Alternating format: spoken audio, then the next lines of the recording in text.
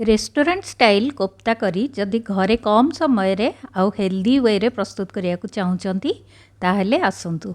आज किंतु गोटे नुआ स्टाइल रे फूलकोबी आउ पनीर रो कोफ्ता करी प्रस्तुत करिबा, जोटा कि देखिया को जेपरी मनलोभा खाइबा को सेपरी सुस्वादु मध्य अटे।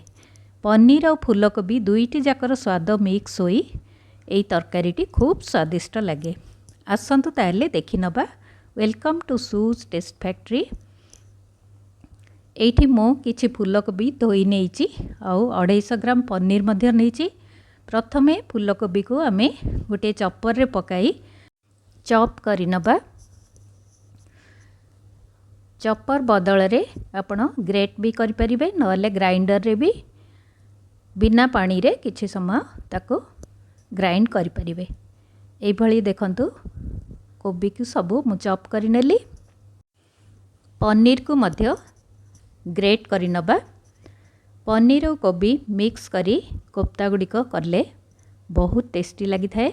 वर्तमान गोटे बाउल रे ग्रेटेड पनीर, चॉप्ड कोबी सबु काढ़ी नबा। एठी टिके अदा रसुण और गोटे कंचा लंका को मु भल भाव रे छेची सेथिरे मिक्स कर देली। ताहले तार फ्लेवर भी बढ़िया लागिबो। हाफ चम्मच लंका गुंड, हाफ चम्मच हल्दी गुंड, 4 रु 5 चम्मच बेसन दे दीची। आवश्यक मात्रा रे लूण पके देली। किछि कट्टा धनिया पत्र मध्य दे देली।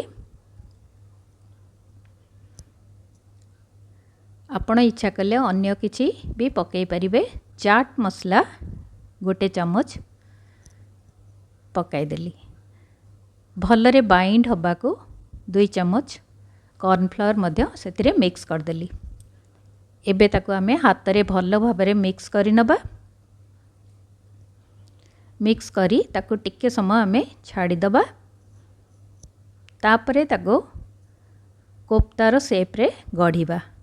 जो भली शेप रे आपण चाहूतिबे से भली गढ़ी परिबे, किंतु मने रखिबे टाइट करी गढ़ीबे, नहेले फिटी जाई पारे छाणीला बेले।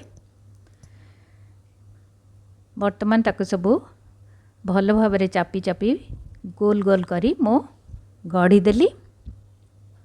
कोफ्ता सबको गढ़ी आमे रेडी करी ताको रखी दबा प्लेट रे। वर्तमान ग्रेवी पाई मसला प्रस्तुत करिबा। मसला पाई मु एठी 2टी छोट पियाज, 8-9 कळ रसुण आ 1 इंच रो अदा नेइची, ताको एबे ग्राइंड करी रखी देली।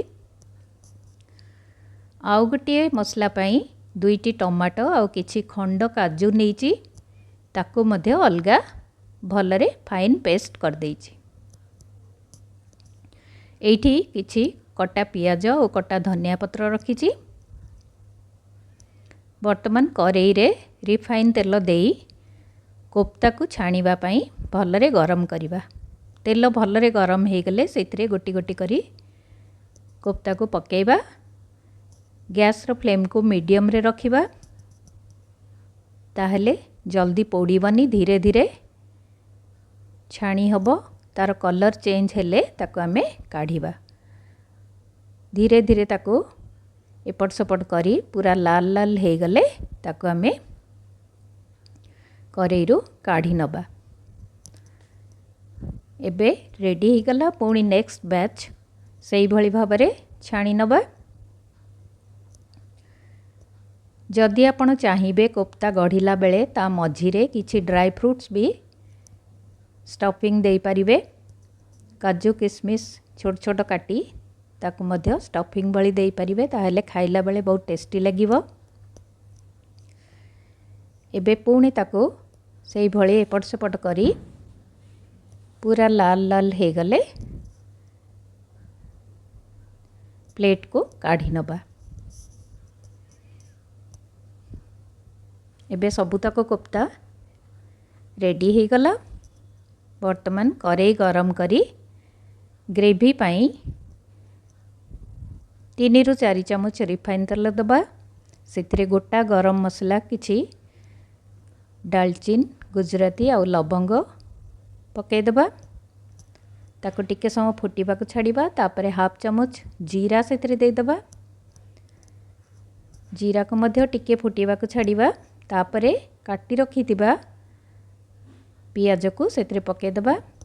तेजपत्र जोड़िए मध्य पके दबा। ताको हाई फ्लेम रे पियाज अल्प अल्प लाल होबा जाए आमे भाजी नबा।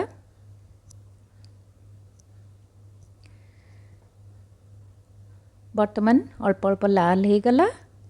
बाटी रखिथिबा पियाज रसुण अदार पेस्ट को सेतरे पके दबा। हाफ चमच हल्दी गुंड दे दबा।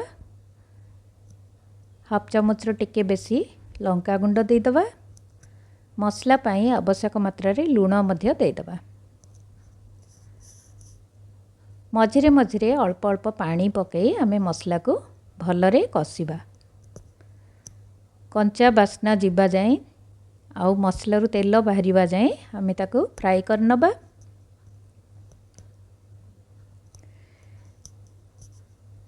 एबे हेई आसिलानी सेथिरे आमे ग्राइंड करी रखिथिबा टमाटो और काजूर पेस्ट को दे दबा।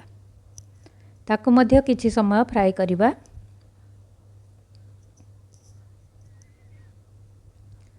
आपण इच्छा कले एठी दही मध्य फेंटी दे परिबे। एबे ताको आमे भलरे फ्राई करि नबा। हाफ चमच रो टिके अधिका चीनी दे दबा। एठी मो गोटे चमच रो बेसी मीट मसला पके देली। जे कोनोसी मसला आपण पके परिबे। चिकन मसला भी पके परिबे, करी पाउडर भी पके परिबे, किचन किंग मसला भी पके परिबे। अल्प अल्प पानी देई ताको आमे भलरे फ्राई कर नबा। मीट मसला देले टिके टेस्टी लागे सेति पई मो एठी देइची। मीडियम फ्लेम रे कसी नबा। वर्तमान सेथिरे गोटे चमच गरम मसला दे दबा। आउ किछि समय ताको भाजी नबा। भलरे पूरा बास्ना बाहरिबा जाए मसला फ्राई कर नबा। एबे टिके कटा धनिया पत्र रु आमे अधा सेथिरे पके दबा। मसला कसिला बेले जदि धनिया पत्र पकेबे तार फ्लेवर बहुत बढ़िया आसताए। आपण इच्छा कले कसूरी मेथी भी पके परिबे। एबे मसला ऑलमोस्ट हे आसला। बहुत बढ़िया बास्ना भी आसुची मसला रु।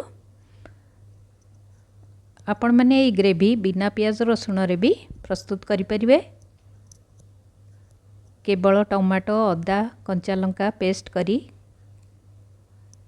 काजू पेस्ट करी परिबे। वर्तमान आमे ग्रेवी पई एठी मो किछि पानी दे देली। 2 कप खंडे पानी देइची। ताको कवर करी भल भाबरे फुटिया को छाड़िबा।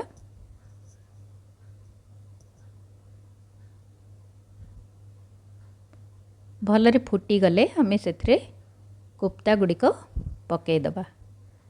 गैस रो फ्लेम को सिम करी कोफ्ता गुड़िक पकेबे। ग्रेवी टिके अधिका रखिथिबे काहेकि ना कोफ्ता सिझी गला परे टिके ग्रेवी को अब्जॉर्ब कर नबो। वर्तमान पुणी ताको टिके हाई फ्लेम रे आमे फुटे नबा। भल भाबरे मिक्स कर दबा। ताको कवर करी गोटे मिनिट फुटिबा को छाड़िबा। बेसी समय फुटिले कोफ्ता गुड़िक सॉफ्ट हो जिवो। सेथि पई ताको बेसी फुटाइबेनी। मझिरे टिके काढ़ी एपट सेपट कर देबे।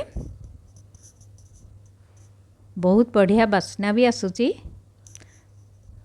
वर्तमान ऑलमोस्ट हे गला। गरम मसला ऑलरेडी पड़ी सारिचे आउ पकेबा दरकार नहीं। आपण माने ए आइटम टी गेस्ट आसला बेले भी करि परिबे। वर्तमान गैस ऑफ कर दबा। ताको कवर करी किछि समय छाड़ दबा।